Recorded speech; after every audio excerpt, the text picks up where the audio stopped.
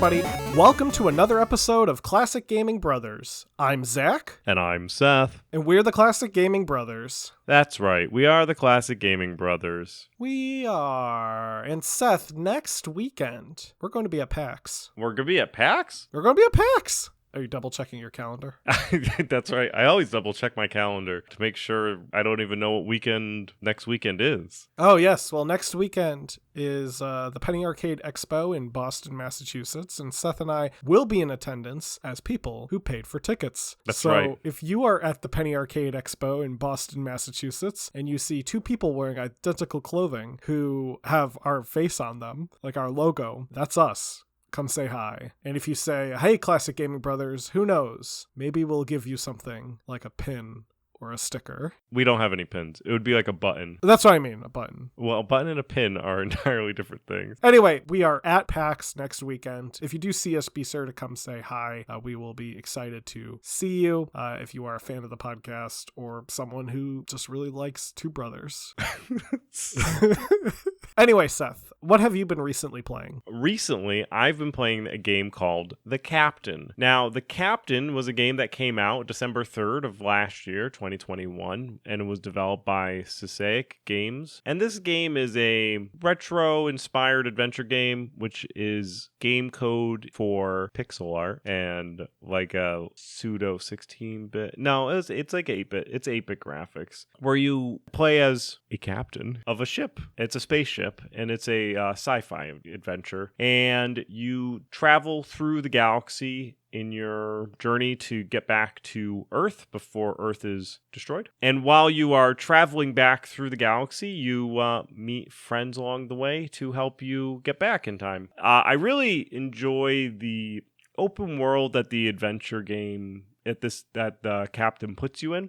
So you start off thrown far-flung from Earth, and you have 2 years to get back to Earth. And in order to go somewhere, like maybe if you want to travel to a close planet, it's going to take like 10 days. So there is some manner of urgency, but not like intense urgency to do, to get things done. As you find and discover planets, you'll get missions where you can land a la Star Trek on an away mission. And you land down to the planet and you can explore the planet and solve puzzles and encounter dilemmas. The game makes dilemmas where your choices have consequences, and the game really, really, really falls onto that point that your choices have consequences. I was actually looking at the game because I was interested in playing something and I was looking to play something new, and I saw this game and I was like, I don't know if it's going to be a game. Like, based on the images of the game, I was like, I've played a million of these type of games. I don't necessarily know if I want to play another pixel retro adventure game. And I read this guy's comment, and this guy wrote like a book in Steam about how much they love the game, and it sold me, and I bought it because the way the game was presented, where it's really just your like away missions, you could just decide what to do and you do it, and your choices on the away missions will impact the game going forward. And so I'm gonna do, it's not really a spoiler, but I'm going to talk about one of the missions. On one of the missions, you have to answer a distress call, and you are informed by the ship that you must answer distress calls immediately based on the procedures and policies of the organization that you belong to, Space Fleet. And as a member of Space Fleet, you have to answer all these distress calls immediately because that's the law. So you fly to the distress signal and you land on the planet and you solve a puzzle trying to get into this room. And you get into this room after solving the puzzle and you find a guy who is cryogenically frozen. He escaped from his ship through an escape pod and was running out of rations, so he froze himself. And you check the computer, and the last time when he froze himself, it was 989 years ago. And he left a note that says, don't bother unfreezing me if it's been more than 50 years. Like, don't bother waking me up. So you have a couple of options, but the part in order to fix your ship that got damaged landing on this planet is in the frozen cryo chamber with him. So you have to open the cryo chamber. So you're presented with a dilemma. You have to open this cryo chamber, and you have to be greeted by this guy who froze himself 1,000 years ago. You have the option of opening it and telling him that it is, in fact, what year it is. You can which leads him to be extremely depressed, and he doesn't help you. You can open it, quickly reset timer, and tell him that you just unfroze him, and he just recently froze himself, and then he'll go check the computer time and see that it's only been 0 days because you reset the timer, and then he will be happy and join you. Or you can give him your suicide pill that you carry around, as all Space Fleet officers carry. Obviously. So you can give it to him, and I think he would take it. I don't know. I didn't pick that option, so I don't know what he would do. Or you could push the button Start Process on the computer while he was frozen. I didn't know what Start Process was. So what I did learn was that the guy took a converted meat locker, a meat freezer, and turned it into a cryopod. So when you click Start Process, he gets chopped up and packaged as meat. And so then when the pod opens, you have a package of meat, as well as the part that you're looking for. It's just human meat. And that's just one. That's the first stop of who knows how many. A lot, I'm assuming, since it's a video game and there's going to be more than just one stop. But the game actually, in one of the loading screen, the game says that you don't have to go engage in any combat whatsoever to beat the game, or you can. It's been fun. So that's the Captain by Sisaic Games. Nice. So Zach, what have you recently been playing? Well, Seth, back in episode 120, I mentioned that I was playing Warcraft 3 Reign of Chaos, which came out back in 2002. I've been playing it via discs that I picked up at Savers, so I've been playing the original copies of the game, not the reforged versions. Well, recently I have started to play The Frozen Throne, which is the expansion pack to Warcraft 3 Reign of Chaos. The Frozen Throne picks up right pretty much at the end of Reign of Chaos, where the first mission primarily focuses on the Night Elves. It then goes into a human campaign and then ends with an undead campaign where you play as King Arthas, who was the human king who fell to the Lich King and became a Death Knight. There's a lot of lore in Warcraft. That will be for another episode. Maybe if we return to the lore series that we have previously done. Yeah, that's a good idea. But The Frozen Throne, it's a pretty good game. I've been enjoying playing it. However, what I've really enjoyed, actually more than the 3 main campaigns, is a bonus campaign, The Founding of Durotar, that's included in the Frozen Throne. The Founding of Durotar is a unique twist on Warcraft 3's gameplay. Instead of building bases and primarily controlling armies and such and maintaining resources as you would in a real-time strategy, the entire game of The Founding of Durotar is centered on hero characters, where you don't really have control over like grunts or peons or resource management. Instead, you play as Rexar, who is a half ogre, half orc, and you team up with various other heroes to go on various missions throughout Durotar, which is the new orcish kingdom that's being established. And it kind of acts as a, I think, prequel to the lore that gets established in World of Warcraft, where it kind of settles the whole differences between the orcs and the humans in terms of where they are social-politically, where the humans are pretty much to themselves, the orcs are pretty much to themselves. They don't really engage in the same type of combat they did during the Second and First Wars. And it is a kind of neat game because it doesn't necessarily play in the style you'd expect from Warcraft, where you don't maintain resources like lumber and food. Instead, you're maintaining resources like gold because you have to go to shops to buy items, and you have to level up your character, so it has some RPG elements to it. Though there are some units that you can recruit from various barracks or mercenary camps that allow you to kind of build a little squad. Primarily, though, you can only really use your hero characters that you have assigned. And the hero characters have various summoning abilities, so they can summon assistants for them to allow them to have a few other units in your party, but usually those summoned characters are very weak, and often they'll die before you do. So I was listening pretty intently, and did you say you play as a character named Flapper? No, Rexar. I thought I heard Flapper somewhere. I don't think I said Flapper, but if I did, oops. Yeah, no, he's a half ogre, half orc. So he actually kind of looks just like a really buff human because he's not green. He's like more pale, similar to ogres, but he's also like the size of an orc. So he just looks like a really ripped human. So he's the worst of both worlds, I guess. Pretty much everyone hates him. Like orcs aren't a big fan of him because they don't like ogres, and ogres don't like him because they don't like orcs. Right. Though I do like one part of the campaign, you go to an ogre like encampment and you go to the warlord and you're like, I've come to join your guys' clan, because you're really just trying to like recruit ogres to fight against some humans that are invading Durotar. And the ogres are like, no, that's not how it works. First of all, you're half ogre, so we'll like half listen to you. But most importantly, you have to compete in our tournament so that we gain your respect. And you have to go and kill various like monsters around the map and go back to the warlord. And when you go back, you're like, okay, I killed all the monsters. Can you guys help me now? And he's like, no. We don't want to. So then you just kill him and you take over. But yeah, that's the Frozen Throne. And now I've been actually playing some of the fan-made campaigns. So Frozen Throne and Warcraft 3 does have a pretty strong modding scene, specifically the original version, because Reforged disabled a lot of the features that allows you to mod the game. So there are actually full recreations of Warcraft 2 and Warcraft 1 in the Warcraft 3 engine. And the Warcraft 2 one is a bit more robust than the Warcraft 1, where the Warcraft 2 one actually adds ships, oil rigs, and various other things that you'd come to expect in Warcraft 2 that were removed in 3. So it's a fun way to re-experience those campaigns because they are done fairly accurately. Yeah, that's the Frozen Throne. I recommend it if you're a Warcraft fan and you don't want to play Reforged. Nice. So the game that we're going to be talking about today is nothing to do with either of those games. It rarely is. Sometimes we'll have games that tie in.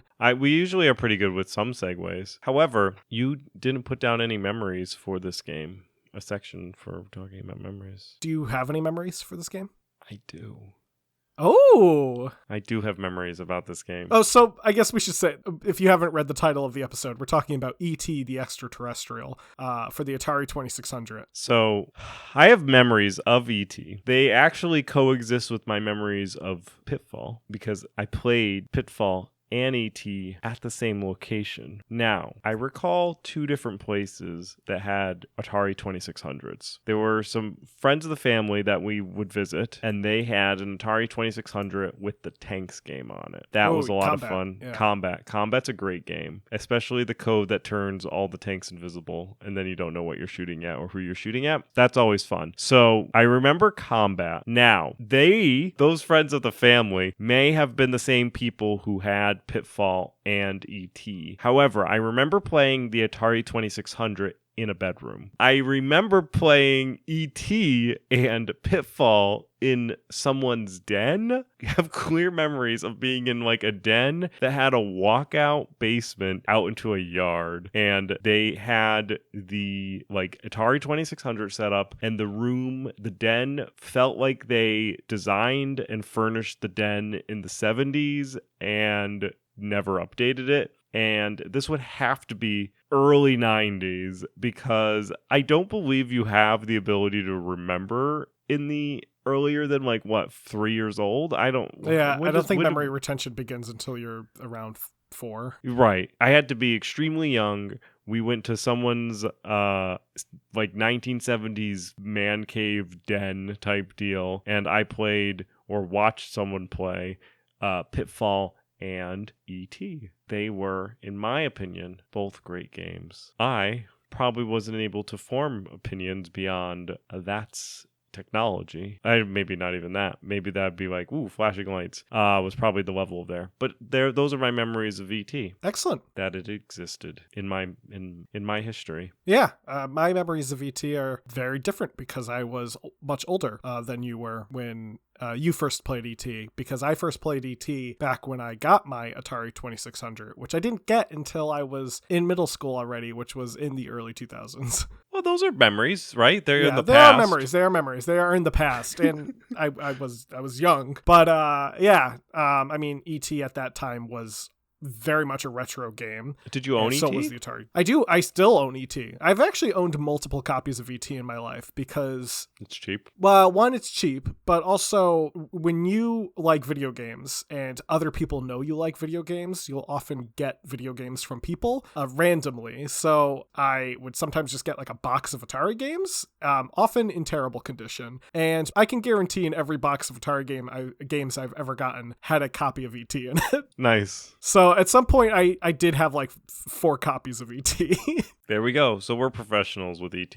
But yeah, so yeah, we were talking about E.T., the Extra-Terrestrial. In episode 24, we did talk about Atari's history, specifically related to the founding of the company and the Atari 2600. We've also alluded to games like E.T. and the video game Crash of 1983 in previous episodes. However, to give everyone a nice fresh reminder, Atari was founded in 1972 by Nolan Bushnell and Ted Dabney. Both Dabney and Bushnell originally worked at Nutting Associates. Nutting Associates was a coin-op manufacturer. While at Nutting, they created Computer Space, an arcade adaptation of Space War. Not, I don't think, an official adaptation of Space War. I think Nolan played Space War once and was like, I'm gonna make this game and sell it.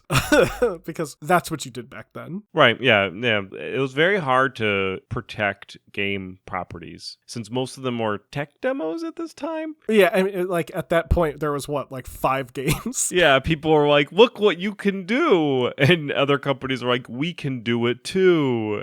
Now, Nutting released Computer Space under the label Syzygy Engineered. Syzygy, which is hard to say, is spelled Syzygy. This was actually the partnership name that Dabney and Bushnell created for themselves while they worked at Nutting, and Nutting labeled the game to essentially give them credit for it. Yeah, so I feel like they developed this name because of the old valve. You know how you can remember your vowels A, E, I, O, U, and sometimes Y? Yeah. Like, they were like, well, sometimes Y. And then they decided to make a word with Ys. Computer Space, for those who don't know, sold poorly because you probably don't know about Computer Space. And if you did know about Computer Space, you're probably a gaming nerd. So it sold poorly. And Bushnell and Dabney attributed this often to Nutting's just poor marketing of Computer Space. So they left Nutting and they went off to go create their own company called Atari. Atari's first major game was Pong in 1972, and that was a commercial success. And a few years later, in 1977, they released the Atari Video Game Computer System, or Atari VCS, which would later be rebranded as the Atari 2600. Now, we've talked about the Atari before in our Atari episode, and we talked about the sales of the Atari 2600 and all that in there. Though, to recap, the 2600 was a massive success for Atari,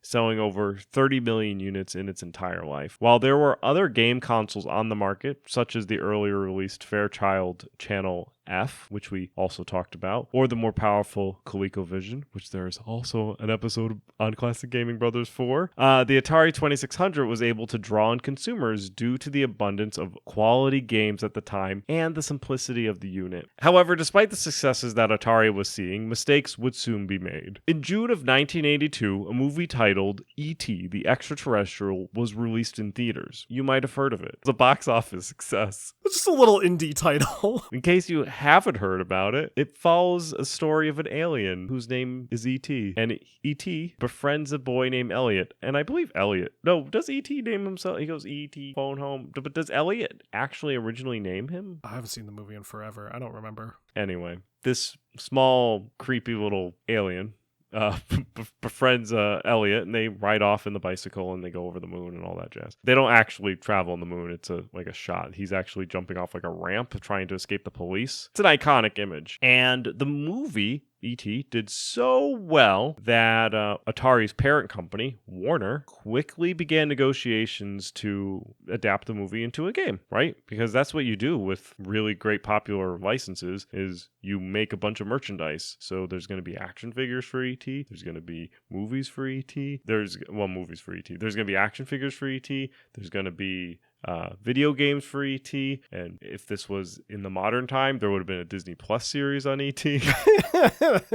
But Anyway, Steve Ross, who was the CEO of Warner Communications, met with Steven Spielberg and with Steven Spielberg, Universal Pictures. And they quickly hashed out a deal that gave the company exclusive rights to make games based on the intellectual property. In later years, it was reported that Atari would have paid $20 to $25 million for the rights, which equates to about $54 to $67 million in 2022 money. Now, for that time, this was an incredibly high price to pay for licensing, especially for a video game company. So it's all you get is the ability to use the intellectual property. So licensing is important because it brings name recognition to a product, right? It says, you say this is a game and it's ET related. So people are like, I like the movie ET. Maybe I'll like the video game ET. That's what licensing is for. However, they could have just called it Alien and had a story about an alien that was loosely based on ET, and they probably could have gotten away with it. They probably couldn't have called Alien, though. No, because there was true. a movie called Alien.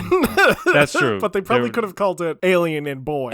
See, but I feel like, yeah, maybe Alien and Boy, but I feel like there is some level of genericism that you can't claim certain things as your own. Like, just because I made an Alien movie doesn't mean I can't make an Alien video game, as long as the premise is not similar to the movie premise. Yeah, back then I don't think people wanted to try to have that argument, because that Right. definitely would have gone to court. Right. Well, anyway, they spent a boat ton of money to buy the licensing for ET, which is going to be a great idea. Yes, and Atari did have the money to spend at the time because they were a very successful company. I mean, as we've probably mentioned before, Atari was synonymous with video game. Reportedly, sometime after the purchase, Ross was talking to Ray Kassar. Ray Kassar is the CEO of Atari, and asked him what he thought about making the game E.T. Kassar reportedly said, "I think it's a dumb idea," and expressed concerns that they had never made an action game based on a movie, especially based on a movie like E.T., which is not an action movie. I mean, it has action sequences, but it is very much a children's fantasy film. Negotiations for the rights finalized on July 27th, 1982. Ray Kassar contacted game developer Howard Scott Warshaw and commissioned him to develop the game. Warshaw was not an unknown name at Atari. He actually had two major successes on the 2600, Yar's Revenge and Raiders of the Lost Ark, which was based on the movie Raiders of the Lost Ark. Yeah, and Yar's Revenge is a great game. Yes, yeah, they're both actually really good games. I think Raiders has aged more than Yar's has. Yar's is a very simple space shooter in many ways. Raiders is a bit more of like a puzzle game. You actually need to use both Atari controllers. There's like an inventory system. It's a really robust game for the 2600, but it was a very successful game when it came out. And both games not only had critical acclaim, they were massive moneymakers for Atari. So of course Atari wanted someone like Warshaw, who was experienced with creating games, to create this game so it would become a hit. During his conversation with Kassar, Warshaw learned that the project had to be completed by September 1st of 1982, the year that they were currently in, and that was barely 5 weeks away. Right, that's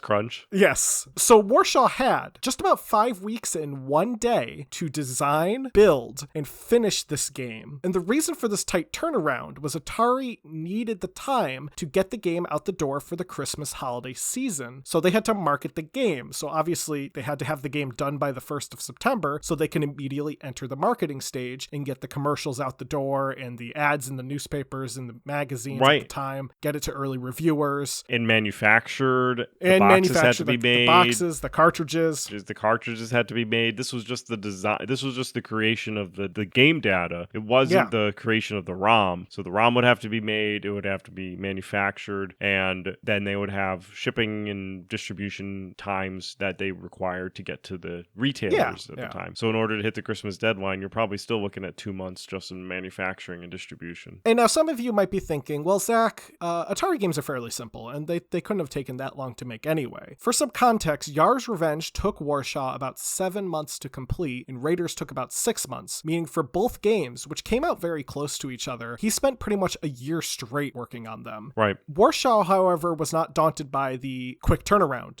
He actually saw it as a major opportunity for him, as he was going to get to not only build a game for this company that he liked working for, but also for a movie he happened to really like. So he accepted the job, and he was given $200,000, or about $588,000 in 2022 money, and he was given an all-expense paid vacation to Hawaii. That's a pretty sweet deal. Yeah. Warshaw took a private jet to Warner Brothers and met with Steven Spielberg to get an idea for what he expected from the game. He had already began development of the design and structure of the game itself, and he envisioned a world where players could float around and would try to build the phone that E.T. would use to phone home, which is a thing that's in the movie. E.T. phone home. E.T. phone home? E.T. phone home. Warshaw broke the game down into 4 parts: world, objective, path to achieve the objective, and obstacles, like any computer programmer would do. For obstacles, he considered his limitations and ultimately decided to use the adults from the movies as antagonists, as well as pits where the player would fall down and find pieces of the phone. He also knew that these pits would ultimately expand the world around you. Warshaw presented the idea to Spielberg, who initially dismissed them. Spielberg wanted the game to be more like Pac-Man. Warshaw didn't want to copy a game that already existed, so he decided to proceed with the game that he wanted to do. After this meeting, Warshaw got to work programming, and soon he had a working version of the game. And Atari, because they needed to get it out quickly, decided that they were just going to skip audience testing. Because they said, Warshaw's got 2 really good titles under his belt. The game's probably going to do well. It's a known brand. We don't care. We got to get it out. So let's just move it along. So they released it. E.T. the Extra-Terrestrial was released in December of 1982. And for those who've never played E.T. or have seen it playing, the gameplay is pretty much as described by Seth for how Warshaw's original vision. You play as E.T. from a top-down perspective. Your goal is to collect 3 pieces of the interplanetary telephone so you can quote-unquote phone home. You can find these pieces scattered throughout the game, and they're usually found in various pits. There's no time limit to do this, but the player is limited by the amount of energy they have, which is represented actually by a number at the bottom of the screen. It's like 9999, and as you walk around and perform other actions, the number decreases. When you walk, it decreases by like increments of 1 or 2, but when you use some of your abilities, such as being able to teleport, which E.T. can apparently do in this game, it will eat up a huge chunk of your energy. You can gain more energy back by collecting Reese's Pieces. So for those who don't know, Reese's Pieces play into the movie, and that was largely due to a advertising deal that Hershey did with Universal. So you do collect Reese's Pieces, and you also collect pieces of the telephone. Now, if you collect 9 Reese's Pieces, you can actually summon Elliot, who will just give you a piece of the telephone, because for some reason, Elliot doesn't want E.T. to, I guess, get home, and will only let him get home if he trades him in candies. I don't know. Elliot has other motives, apparently. Alternatively, though, you can just find the pieces of the telephone scattered throughout the world, and if you do that and you never summon Elliot, the candy will be added to your overall score. After collecting the 3 pieces of telephone, you phone home, and a clock will appear at the top of the screen. E.T. will then have to make his way back to the landing zone that you landed at the beginning of the game before the timer reaches 0. Along the way, throughout the game, you have to avoid a scientist who will capture you and bring you to a different part of the map, and another enemy, the FBI, who will steal your candy and your telephone pieces, as the FBI is known to do. The FBI always after the candy and telephone pieces. According to the manual of the game ends, quote-unquote, when E.T. runs out of energy or when you decide to quit playing. Which, isn't that just life? What if you get to the landing zone? I think the game will just repeat.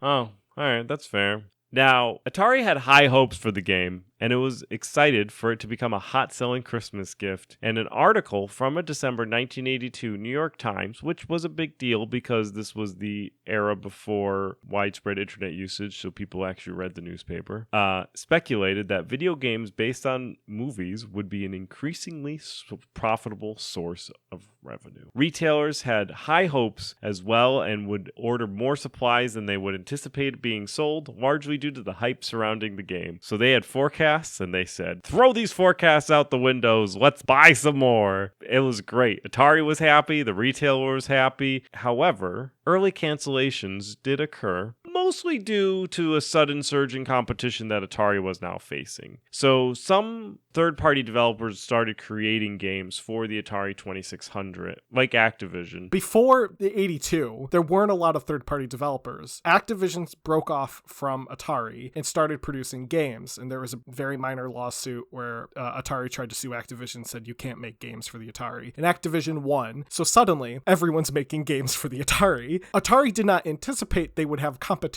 for the Christmas 1982 market, because before, there weren't any other really developers making Atari games. So suddenly in 82, it's like everyone's making Atari games and they're all coming out at Christmas, including Activision's new game, Pitfall. And so retailers, wanting to have a breadth of products, canceled some ET purchases that may have been in excess of what they were expecting to sell, and instead bought Pitfall. Now, but however, the pump was primed, the market was ready for ET.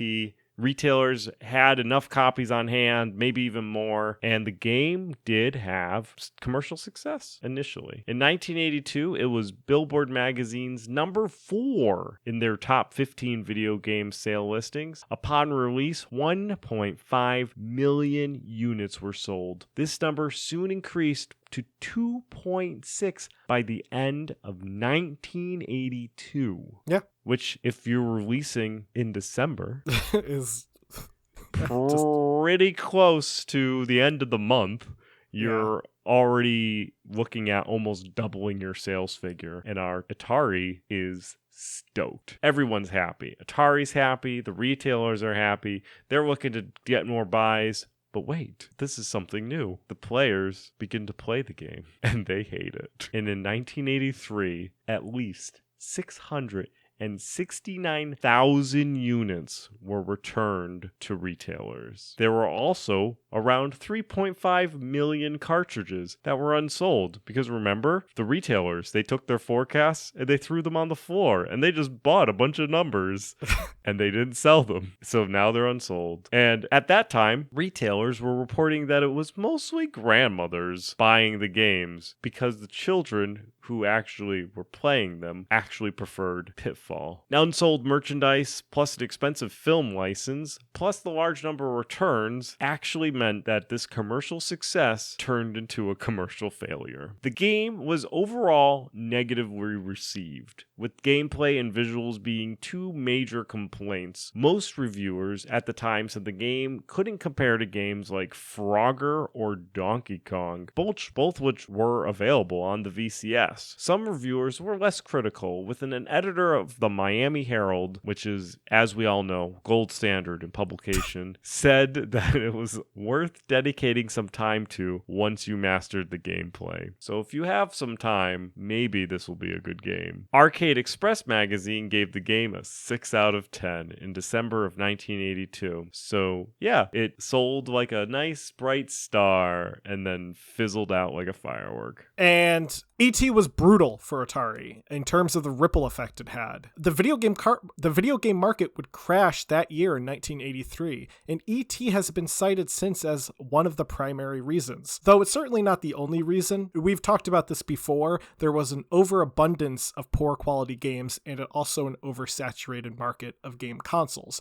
So you had like 15 different game consoles you could potentially buy. Consumers were kind of annoyed and confused. However, E.T. certainly didn't help. And E.T. also kind of drove the point home that maybe video games can be really bad. Unsold copies of E.T. were actually buried in a landfill in New Mexico. And for a period of time, this was considered a rumor. People had mentioned it, but there was nothing really on paper that really confirmed that all these E.T. cartridges were in this landfill. However, in 2014, as part of the Atari Game Over documentary, a crew excavated the site and recovered not only E.T. cartridges, but also unsold consoles and other games. So Atari just dumped a whole bunch of unsold product from the 1980s, specifically 82 and 83, into a hole in the ground and buried it in concrete. Just like the pits that you can fall into in E.T. The documentary itself, Atari Game Over, was released in November of 2014 and was directed by Zach Penn. It primarily focuses on the video game crash itself and its relation to E.T. It's a great documentary. Highly recommend watching it. So check it out. Yeah, for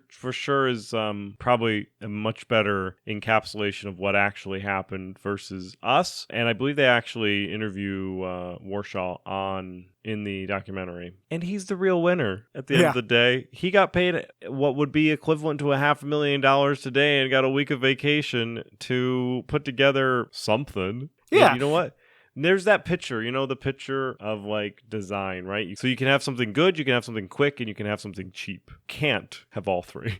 I do want to also say that since the game crash, since like the past many years, since the 80s, E.T. has kind of earned some respect by game historians, people who are interested in game history, video gamers in general, largely due to the fact that Warshaw did put a lot of effort into the game for a 5-week time span that he had to work on it. And also, he did have this kind of massive scope for the game. And I want you to think about the time period that E.T. came out, where as people who were critiquing the game mentioned other games, Frogger, Donkey Kong, those are very simple games. Frogger, you don't even press a button. You move forward. That's it. So these are, most of the games E.T. was competing with were games that were very easy, one button, less than a button control games. And this was a game that had antagonists who would chase you. It had these, like, this whole puzzle system of finding these pieces. It had a whole currency system of trading Reese's Pieces for telephone parts, which wasn't even mandatory to play the game. It had a time limit. It had this energy thing you had to maintain. There was all these different moving parts in E.T. that I think if Warshaw had more time to work on the game, more time to kind of refine the idea, it could have meant E.T. could have been a really powerful game for the Atari. I don't know if it would have been the massive success that they anticipated, but I could see it rivaling Raiders of the Lost Ark, which also is a fairly complicated game. You actually need the manual to play Raiders of the Lost Ark because there's so many different combinations with the controller that you have to use to play. Warshaw was a visionary when it came to game design for the Atari. He wanted to push the system to its limits, and he didn't want to make a game like Pac-Man, which was a zero-button game that potentially could have sold better than E.T. would have sold if it was E.T. Pac-Man. But to this day, Warshaw will say that Spielberg's idea for an E.T. version of Pac-Man would probably have been the better choice in the long run. Right. So, like, there's always that question, right? Did E.T. sell the way it did because it was E.T. or because it was a different type of game? And I would say that if Warshaw went and made a Steven Spielberg E.T. Pac-Man game that was simple but was not what E.T. was, I feel like there would have been probably the same level of sales velocity, and there may not have been that many returns. Yeah. However, I don't think we'd be talking about it today. I think it would have been just another game. Yeah, I think it would have been that other game on the Atari shelf that you like that's not Combat, and it's not that game that's not Combat or Pitfall. What game is that? That's what it would have been. But with that being said, I think E.T. gets a lot of hate, especially from critics, people, like internet reviewers and stuff. Like, it's that game that ends up on the list worst games of all time.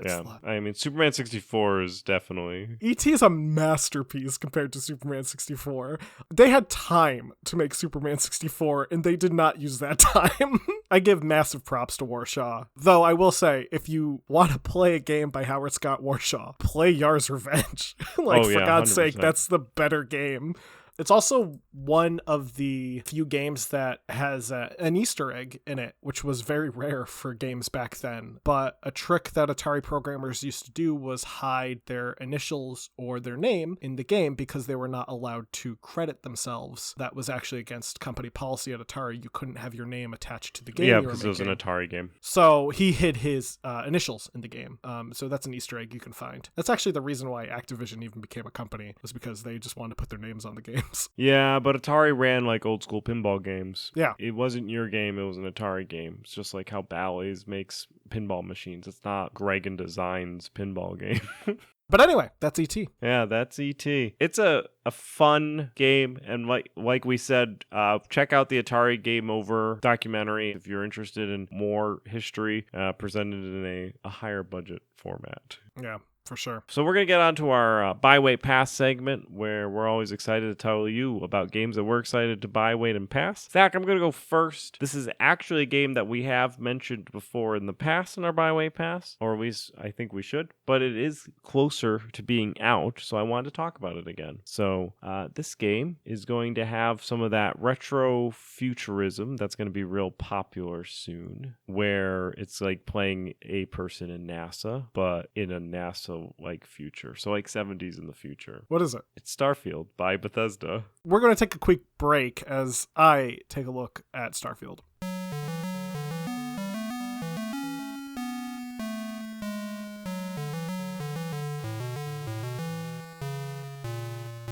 And we're back. So Starfield, as we have actually mentioned this game. It was actually one of, I think, the first buy-weight passes that we did in this new format, where I think this was a game I chose for Seth. Starfield is due out November 11th, 2022, and is being developed and published by Bethesda, being directed by Todd Howard. It is a new IP, action role-playing game in their line of action role-playing games. Bethesda is also known for Fallout 3 and Fallout 4, and they also have produced the Elder Scrolls games, and they do a signature kind of job when it comes to action role-playing games. I don't want to say they do an amazing job with action role-playing games, because I will say it now, there are better action role-playing games than what Bethesda has created. However, you can really not go wrong with playing a Bethesda action role-playing game. I've always had fun playing the games. That doesn't necessarily mean they're amazing games. When it comes to Starfield, I'm actually really excited for it because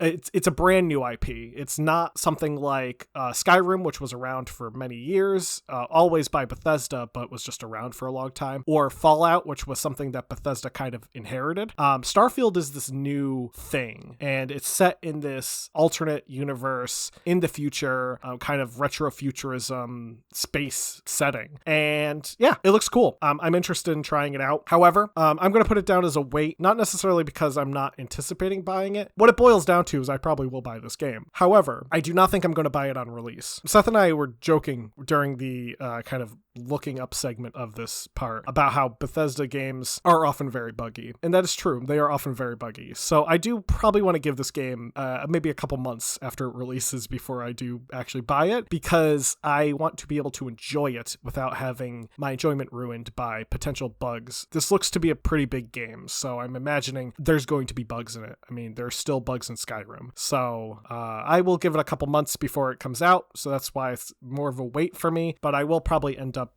buying this game. Nah, day one for me. So Seth, are you ready for your game? I am. Seth, your game is already out. It's actually been out since September 16th of 2008. Ooh. However, it is coming out again, but this time for the Switch. This game is a game developed by LucasArts and published by LucasArts originally.